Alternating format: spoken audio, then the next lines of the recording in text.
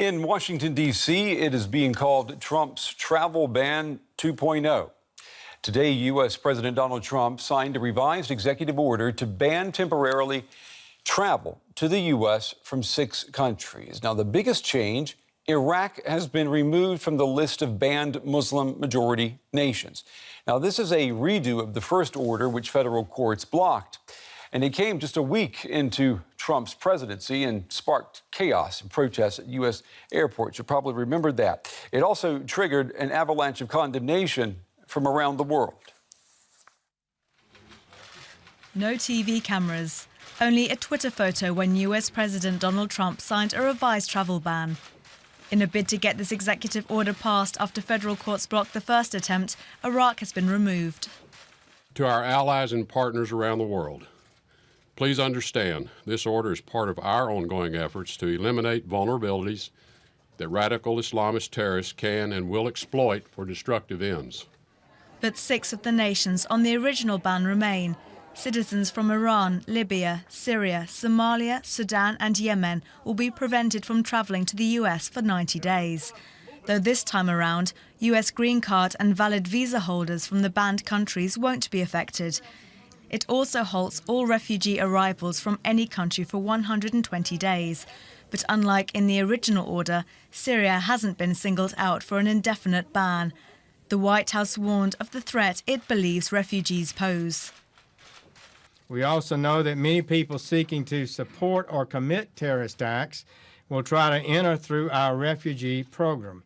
In fact, today more than 300 people, according to the FBI, who came here as refugees are under an FBI investigation today for potential terrorism-related activities.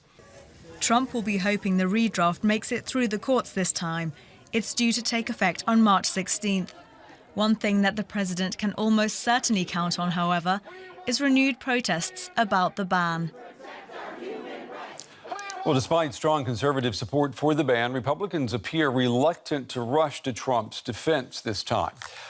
Paul Gosar is one of the few GOP lawmakers standing up for the commander-in-chief. He tweeted, "It's refreshing to see a president that isn't ashamed to uphold the most important job of the government, protecting the American people." Democrats have wasted no time attacking the White House. Senate Minority Leader Chuck Schumer tweeting that despite the administration's changes, the Muslim ban makes us less safe, not more. It is mean-spirited and un-American. It must be repealed. Meanwhile, the ACLU, which led the legal charge against the first order, is vowing to double down. "We will fight Trump's discriminatory policies no matter how many iterations." All right, we want to go stateside now to our Washington correspondent, Maya Schwader. She's on the story for us this evening. Hi, Maya. So is this or is this the closest, I should say, we're ever going to get to seeing Donald Trump admit that he may have made a mistake? Well, admitting that he's making a mistake is not really the president's style. And a lot of his detractors today have been claiming that the reason he's issuing this second executive order is not necessarily about security, but simply because he lost the first time around. But we have to remember that to Trump's supporters, this looks like him being strong. This looks like him putting through his campaign promises. It looks like him trying to keep Americans safe and acting really in defiance of popular opinion. So while we may never see him come out and say, well, I was wrong, this executive order certainly looks like he's trying to put through his original actions again.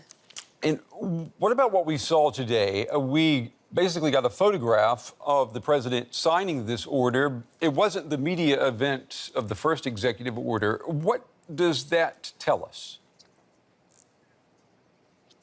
Well, we have to remember the rollout of that first executive order ended up being a huge embarrassment to the administration. It was sudden and it was hastily done, and no one had any warning outside of the president and his inner circle that this was coming. So in a way, it looks like they were trying to roll it out in a way that looked more controlled, more put together, and also showing that the executive order has a wide base of support in the administration, using the Secretary of State and several other members of his cabinet.